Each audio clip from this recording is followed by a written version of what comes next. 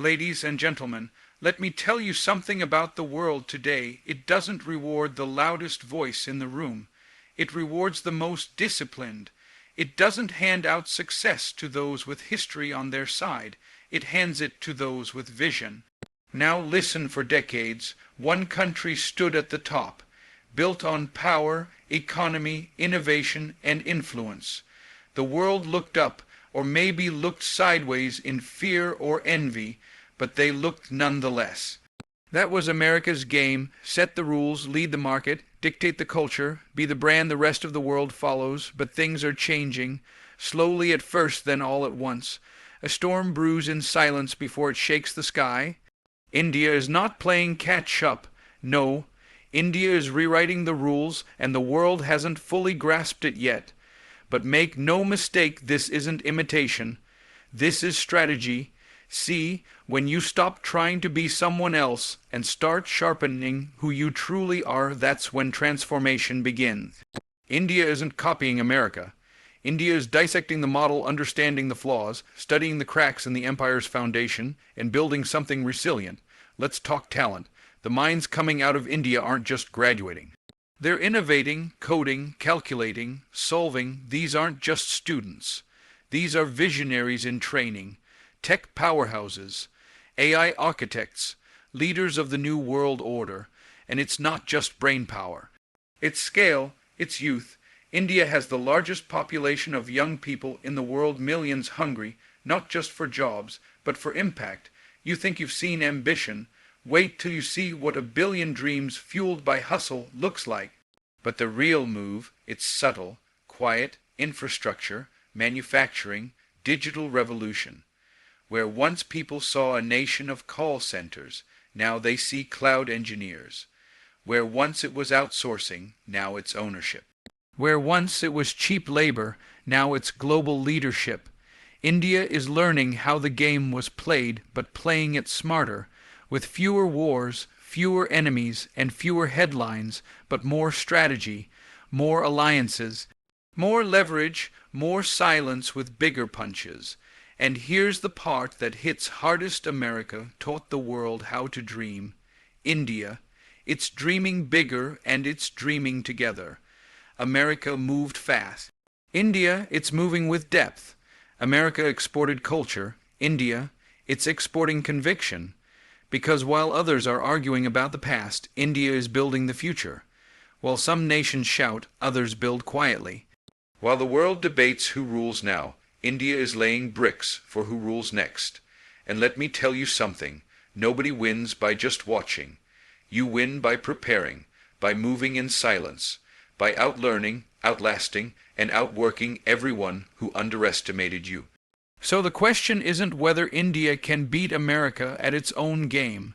The question is, when it does, will the world even realize it happened, or will they be too late? India isn't copying America, it's re-engineering the strategy with precision and patience. That's a distinction the world needs to understand clearly. When people think of rising powers, they often imagine a nation mimicking the dominant force, trying to walk the same path, wear the same badge, and speak the same language. But India's approach isn't about following a blueprint. It's about decoding the playbook, absorbing the lessons, and then redesigning a strategy that fits its own identity, culture, and destiny. This isn't about becoming another version of America. It's about becoming the best version of India, while using the wisdom of what worked for others and avoiding the traps that brought others down. America's dominance was built on speed, capitalism, and global branding. It moved fast, it took bold risks, and it established a cultural empire that defined success for much of the modern world. India watched all of this unfold. It studied how systems were built and how they eventually strained. It witnessed the rise of Silicon Valley, the spread of Hollywood, the grip of the dollar, and the power of soft influence. But instead of racing blindly into that model, India took a different approach. It slowed down, it observed, it planned, it waited, And that patience, often misunderstood as delay or inefficiency, is now revealing itself as a strategy deeply rooted in resilience. India knows it cannot out-America America. So it is not trying to. Instead, it's finding its strength in the places where America never looked, in community, in diversity, in adaptability, in spiritual and cultural depth. It's transforming local into global, turning centuries, old values into assets in a tech-driven, decentralized world. It's reimagining success not just as dominance, but as endurance, stability, and sustainability. While the American model emphasized disruption and short-term gains, India is thinking in cycles, generations, and legacy. It is making decisions that may not explode immediately, but will echo through time with purpose. Every great power is eventually challenged not by a louder opponent, but by a smarter one. India's game is not noise, it's nuance, not confrontation, but recalibration. The moves being made are beneath the headlines. Investments in digital infrastructure, startup ecosystems, and AI development are taking root. Public-private partnerships are growing. Youth are being empowered not just with jobs, but with platforms. Education is being localized and globalized at once, making Indian students not only top coders but world-class thinkers. Where America once controlled the flow of innovation, India is quietly starting to redirect it. India's most powerful tool isn't its size or population, it's its ability to adapt without surrendering identity. It doesn't need to adopt a foreign cultural engine to succeed globally. Its music, cinema, cuisine, and spiritual heritage are spreading on their own merit. The West once defined what was cool, but now the world is discovering the richness of Indian creativity, storytelling, and voice. This cultural expansion isn't forced, it's organic, and that kind of influence lasts longer because it isn't trying to be anyone else. It's just being itself, and the world is responding. Technology is central to this transformation, but the philosophy behind it is what makes the shift profound. India isn't just deploying tech to increase profit. It's applying it to solve large-scale societal issues, education gaps, health access, rural connectivity. While others monetize clicks, India is trying to maximize impact. And when you solve problems at scale, you don't just grow, you lead. That's the difference between playing a game and mastering it. That's what India is aiming for, not to imitate power, but to define what power looks like in the new era. Another factor is India's strategic patience in geopolitics. It's not rushing into alliances or burning bridges. It's maintaining relations across the spectrum east and west, global north and south. It's becoming a balancing force, not a pawn. This balance gives it room to maneuver, to negotiate, and to influence without being forced into corners. While some nations pick sides and make headlines, India picks moments and makes progress. It's not a show of power, but a demonstration of foresight. The global economy is shifting. Supply chains are being reimagined. Digital currencies are emerging. Traditional power structures are being questioned. In this moment of transition, countries that are nimble yet grounded have the edge. India fits that mold. It's building capacity, empowering youth, decentralizing opportunity, and nurturing homegrown innovation. And all of it is happening without sacrificing its cultural core. That kind of growth, both rooted and forward-looking, is rare. It's not the kind of rise that needs a spotlight. It's the kind that creates its own. A youth-driven tech revolution is positioning India as a global innovation powerhouse. Across the country, from bustling metros to remote villages, a surge of energy is rising from its young population, a generation born into connectivity, raised on code, and determined to change the narrative. These aren't just young people chasing jobs. They're building ecosystems, redefining industries, and taking risks that challenge the very foundation of how things used to work. They're not waiting for permission. They're building prototypes, launching startups, writing algorithms, and solving problems not just for India, but for the world. The average age in India is under 30. That means the nation is not just rich in population, but in potential. These are digital natives, fluent in technology and possibility. While older economies struggle to train aging workforces for the demands of the digital age, India's youth are already immersed in it. They're not being told what innovation is, they're defining it. With smartphones in hand, access to global knowledge, and an insatiable hunger to build something of their own, they are forming the largest entrepreneurial wave the world has ever seen. And this wave is not being confined to Silicon Valley or corporate skyscrapers. It's being built in hostels, co-working spaces, and homes, fueled by curiosity and access. Technology hubs like Bengaluru, Hyderabad, Pune, and Gurugram are becoming laboratories of the future, where fintech, edtech, agritech, and health tech ideas are taking shape. Startups are not just chasing unicorn status, they're solving real issues. Whether it's digital payment accessibility in rural areas or AI-driven education tools for language, diverse classrooms, this is a revolution built on relevance.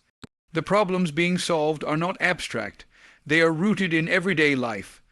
That relevance makes the solutions stronger, more adaptable, and scalable across other emerging markets. The government and private sectors are aligning in ways that accelerate this momentum. Initiatives like Digital India, Startup India, and the push for 5G infrastructure are not just policy talking points, they are the scaffolding for a new economic architecture.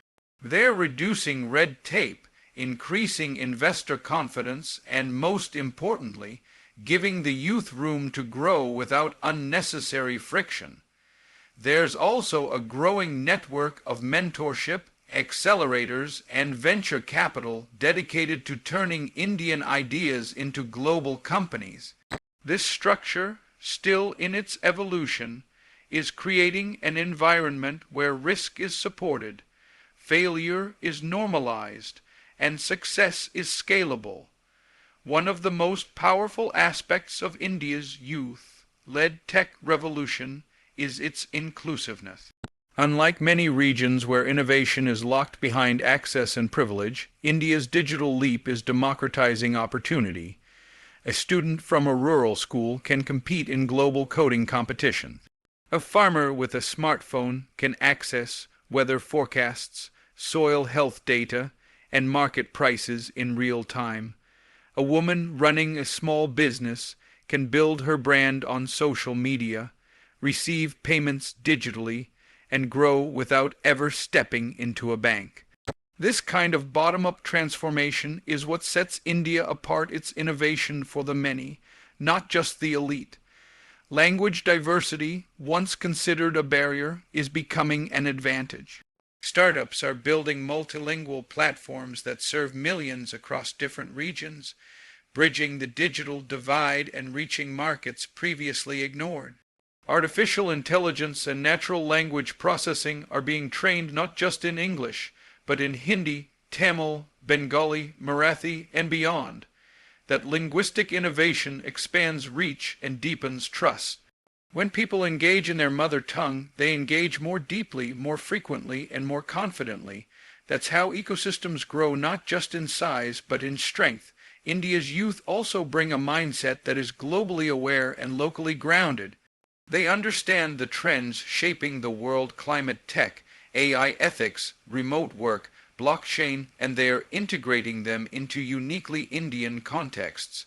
They're learning from global successes and failures, but they are not bound by foreign limitations. This fusion of global vision and local insight is a powerful combination. It allows Indian innovators to build products that don't just survive in global markets, but thrive in them. They're not just catching up, they're setting new standards. Access to online education, affordable internet, and open source resources has created a learning revolution. From YouTube tutorials to free coding platforms to virtual internships, knowledge has been uncaged. The result is a generation that doesn't wait to be taught, it teaches itself. It experiments, iterates, fails, and tries again. That spirit, once rare, is now the norm. The energy of a billion ideas is no longer sleeping. It's wide awake, coding through the night, pitching new ventures, networking across continents, and building the next generation of tech solutions not just to compete with the world, but to lead it. India's growth lies in quiet transformation infrastructure, digital economy, and scale. While the world often looks for spectacle, India is investing in the silent mechanics of lasting progress. This transformation isn't always breaking news, but it is breaking ground. Across the country, massive changes are taking place that don't grab headlines but build the foundation for a powerful future. Roads, railways, data networks, and urban planning efforts are being reimagined not just to accommodate the present, but to prepare for the decades to come. It's not about sudden leaps. It's about steady, deliberate construction of a resilient and responsive nation. The focus on infrastructure isn't just about moving people or goods faster. It's about connecting lives and creating opportunity. Highways are being extended, logistics corridors are being developed, and smart cities are being constructed with an emphasis on sustainability and tech integration. These aren't isolated projects, they are part of a national vision to weave the country together more tightly than ever before. A village connected to a city is not just a geographical change. It's an economic catalyst. Farmers gain markets, students gain access to better institutions, and businesses gain customers they could never reach before. That chain reaction multiplies growth in every direction. Power grids, water management systems, and transportation networks are being digitized and made more efficient.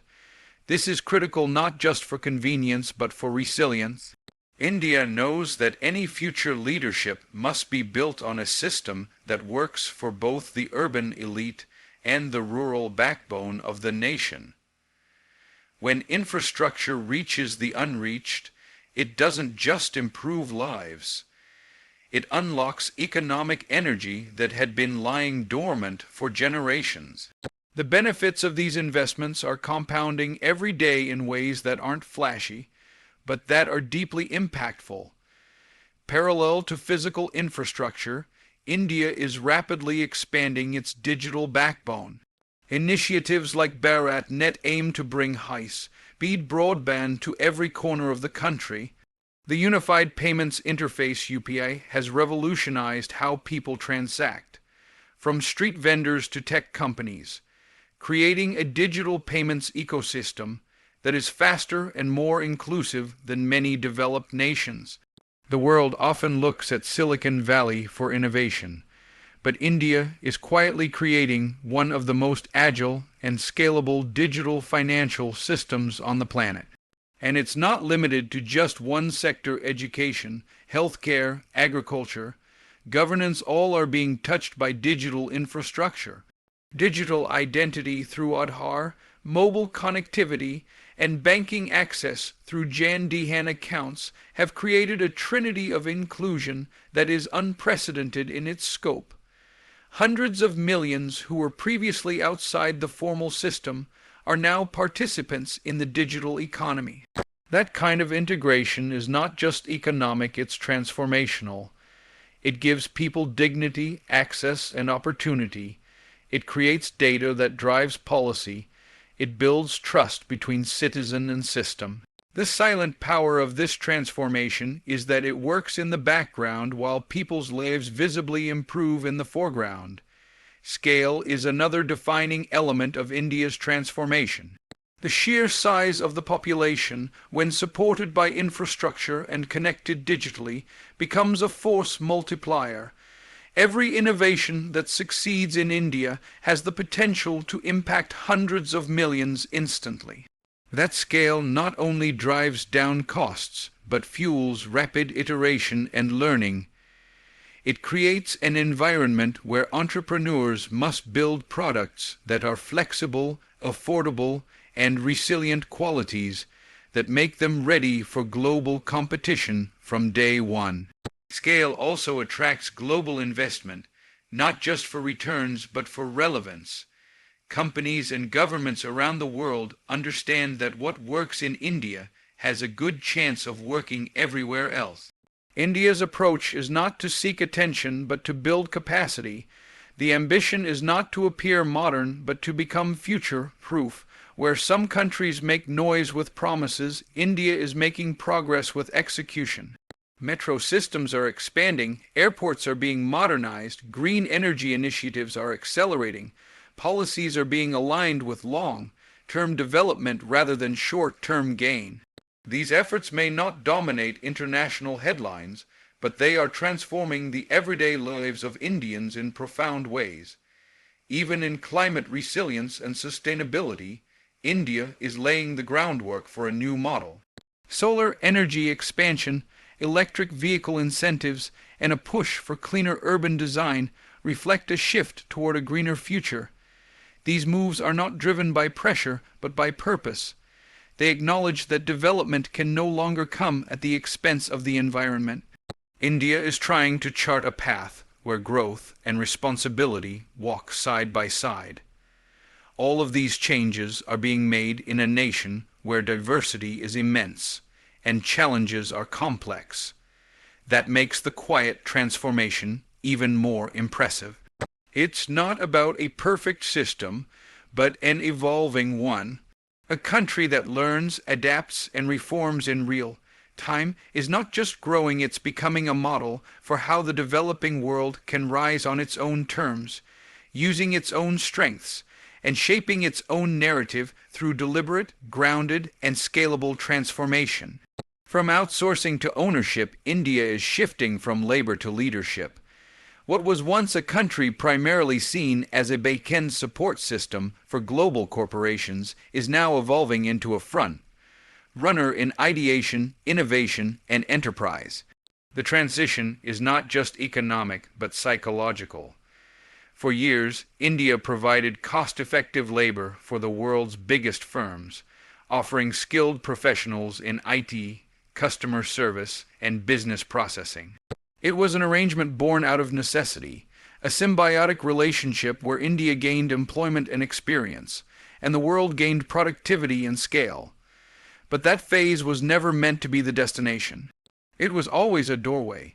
India absorbed everything during that phase: operational strategies, client behavior, quality standards, and global expectations.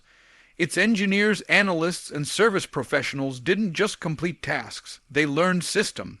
They mastered tools, they understood markets, and slowly they began to realize they could do more than deliver, they could direct.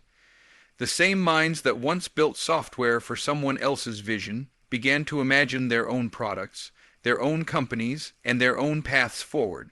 This shift from task execution to problem ownership sparked a revolution that is now accelerating across industries. Startups are no longer rare success stories in India, they are becoming the norm. Young founders are creating everything from fintech solutions and SaaS platforms to agri-tech innovations and health tech ecosystems. They are not waiting to be hired by a multinational. They are creating the next multinational. What was once a pipeline of workers has become a breeding ground for entrepreneurs. They are hiring globally, raising capital from international investors, and scaling in multiple countries at once. The support infrastructure around this evolution is also maturing. Venture capital funds, incubators, accelerators, and government policies are increasingly aligned with this new direction. The pride that once came from working for a global company now increasingly comes from building one. This mindset shift is perhaps the most powerful evidence of India's transition from labor to leadership. It's no longer just about having a job, it's about having an impact. It's no longer about securing a paycheck from abroad. It's about generating revenue across borders.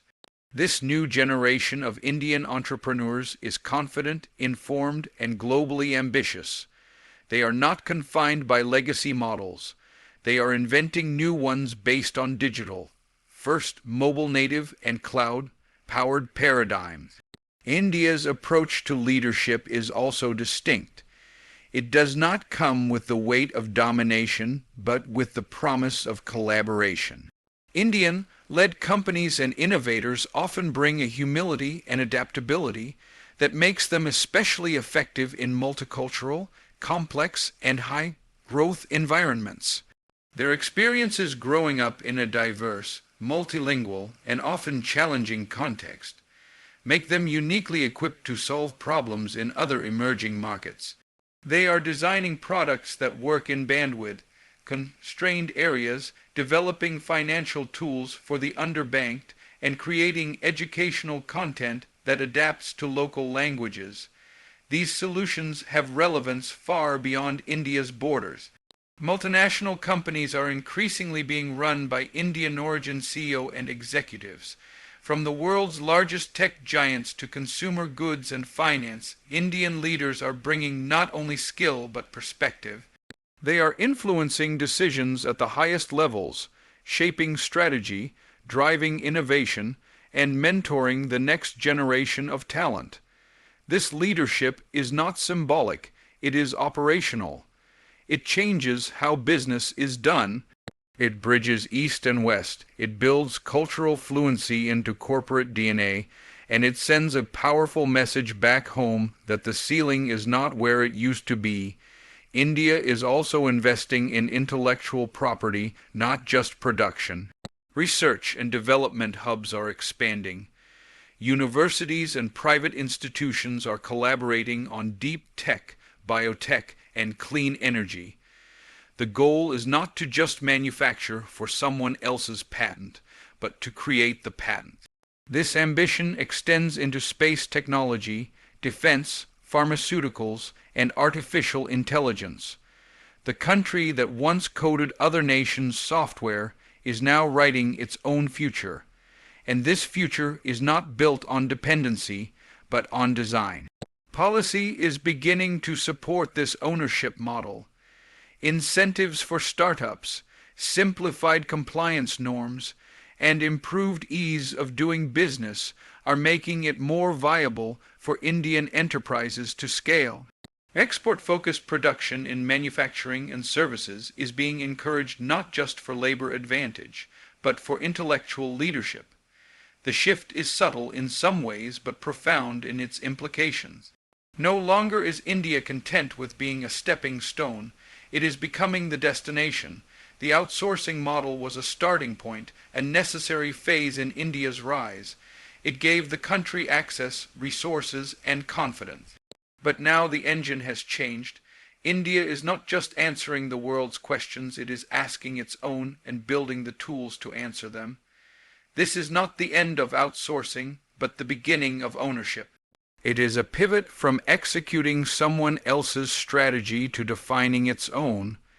That pivot is reshaping not just the Indian economy, but India's identity in the global marketplace.